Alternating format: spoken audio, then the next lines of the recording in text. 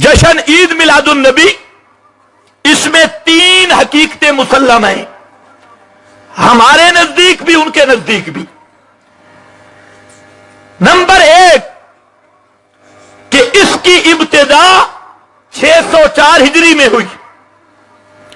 604 ہجری، 200 سے زیادہ کتب میلادیوں کی اس پر موجود کہ 604 ہجری یعنی 7ویں صدی، 600 سال اسلام کے اس عید سے خالی رہے۔ اور دوسری حقیقت، 200 کے قریب مولویوں نے لکھا کہ یہ مکہ سے شروع نہیں ہوئی، مدینہ سے شروع نہیں ہوئی، عراق سے شروع ہوئی، عراق سے شروع ہوئی۔ اور تیسری حقیقت، انوار ساتیہ اٹھا، تبیان القرآن اٹھا، ضیاء النبی اٹھا، رسائل میلاد اٹھا، میلاد النبی کے رسائل، میلاد الرسول کے رسائل، سب کتب میں 200 کے قریب مولوی نے کہا ہے بھی بدعت، ہے بھی کیا؟ بدعت۔ لیکن سب سے نیک بدعت۔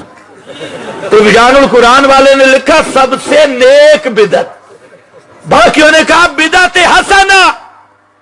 میں نے کہا یہ 3 اس سے پتہ چل گیا 600 سال اسلام کے خالی، جن میں صحابہ کا دور، تابعین، تبع تابعین، ائمہ اربعہ، محدثین، حتیٰ کہ شیخ عبد القادر جیلانی، بڑے بڑے اکابر اولیاء اللہ، یہ سب کے سب ان کے دور میں یہ نہیں، ان کے بعد ایجاد ہوئی، اور وہ بھی موصل میں عراق کے اندر ایجاد ہوئی، اور وہ بھی بدعت۔ میں نے کہا اتنا مان بدعت ہے، اور آگے تو نے کہا بدعت حسنہ۔ شیطان بڑا بیمان ہے، ایک چپر لگا دیتا ہے جس کو قرآن نے تزیین سے تعبیر کیا۔ ایک چپر لگائی، اللہ نے فرمایا لا تقربا ھذہ شجرہ، یہاں الشجرہ تھا، اس درخت کے قریب نہ جانا۔ اس نے ساتھ ملایا الخلد، جب اس نے دہرایا تو شجرۃ الخلد بن گیا، یہ خلد والا ساتھ پیمند لگا دیا۔ لا تقربا ھذہ شجرہ، اس نے ساتھ ایک چپر لگائی۔ اب اگر صرف خشک بدعت ہو تو کوئی بھی کرنے کے لیے تیار نہیں، اگر کہو بدعت ہے کرنے، اس نے بدعت کے ساتھ لگائی چپر، اور وہ چپر کے حسنہ، بدعت حسنہ، سونی بدعت۔ تو میں نے کہا واہ، نئی اصطلاح آئی، جو بدعت کرو بہترین بورڈ مل گیا، سونی بدعت، خیستہ بدعت، سونی بدعت، خوبصورت بدعت، وہ بورڈ مل گیا۔ پتہ نہیں لفظ ٹھیک میں نے کہا یا نہیں، بہرحال سونی بدعت، بدعت حسنہ۔ میں نے کہا پھر بالکل ہمارا تمہارا جھگڑا نہیں، بدعت حسنہ کے، لیکن اس کو سنت نہ ظاہر کر، بدعت کے، حسنہ کے، یا کوئی اور چپر لگا۔ ایک مولوی صاحب سے میں نے پوچھا بھئی بدعت حسنہ کس کو کہتی ہے؟ یہ بدعت حسنہ، اس نے کہا ہماری نیت صاف ہوتی ہے، ہماری نیت صاف ہے۔ میں نے کہا مولوی صاحب مسئلہ بتاؤ، ایک آدمی ڈاکہ ڈالتا ہے اور اس کی نیت یہ ہے کہ مسجد بناؤں گا، ایک آدمی بھینس چوری کرتا ہے اور اس کی نیت ہے طالب علموں کی دعوت کروں گا، کی چوری، نیت تو اچھی، اب اس کو کیا کہیں گے؟ ڈاکہ حسنہ، چوری حسنہ، سرقہ حسنہ، نیت تو اس میں بھی پائی گئی۔ اس کی کچھ اور مثالیں بھی ہے، شیخ صاحب تشریف فرمائے اس لیے وہ میں نہیں دیتا۔ اور مثالیں بھی ہے. تو بھائی جب بدعت آ گئی، بدعت میں حسن آ کیسے سکتا ہے؟ قرآن سے تو میں نے پوچھا، قرآن نے فرمایا لَقَدْ كَانَ لَكُمْ فِي رَسُولِ اللَّهِ أُسْوَةٌ حَسَنَةٌ. پیغمبر خود سونا، خود حسن والا. اب حسن اس چیز میں آئے گا جس کی نسبت محمد مصطفیٰ کے ساتھ ہوگی، اس میں حسن آئے گا. بدعت حسنہ نہیں. میں نے کہا چل اس طرح کر، پھر اپنے آپ کو اہل سنت نہ کہے، اکھوایا کر سونے بدتی، خوبصورت بدتی. اہل سنت نہیں، کام سارے بدعت حسنہ. اور کہتا اہل سنت نہیں، بدعت کر، بدعی کہلوا، اہل بدعت الحسنہ کہلوا، خوبصورت بدتی کہلوا. ورنہ آج سن، میرے محبوب نے جب ذکر کیا فرمایا کل بدعت ضلالہ وَإِرَّاهَا النَّاسُ حَسَنًا. کل بدعت ضلالہ وَإِرَّاهَا النَّاسُ حَسَنًا.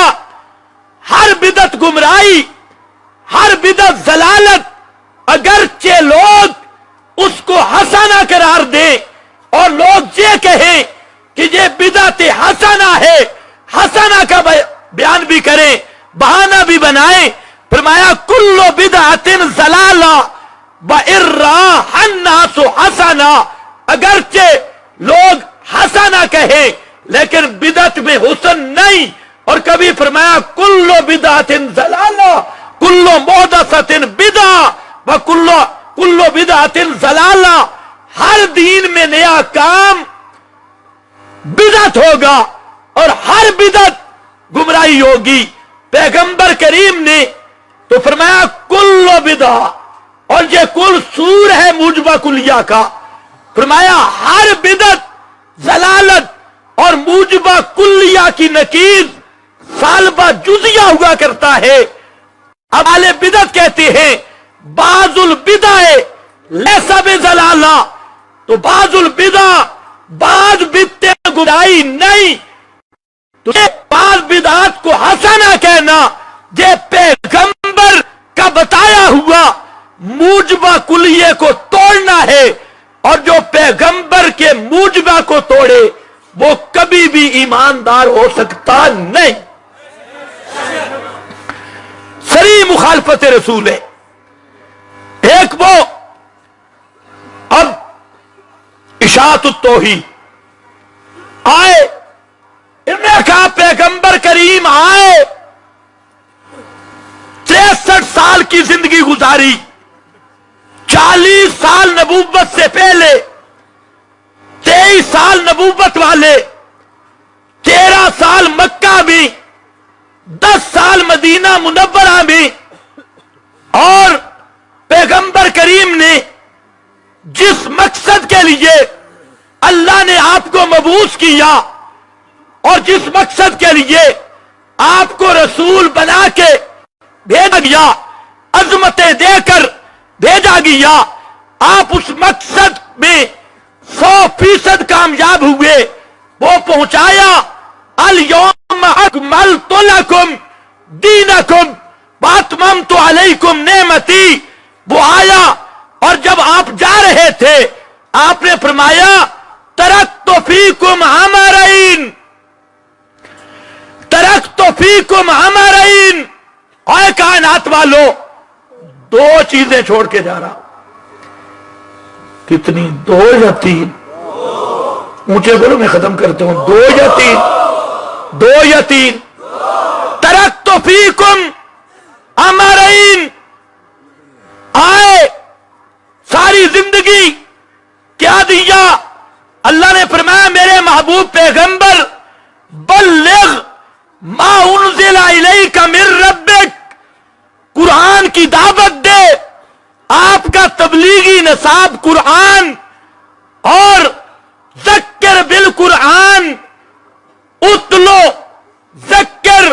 میرے پیغمبر یعلمہم الکتاب والحکمہ، پیغمبر کی تعلیم کا نصاب بھی قرآن، پیغمبر کی تذکیر اور تزکیہ والی کتاب بھی قرآن، پیغمبر کا تبلیغی نصاب بھی قرآن، اور پیغمبر کا وعظ و نصیحت کی کتاب بھی قرآن۔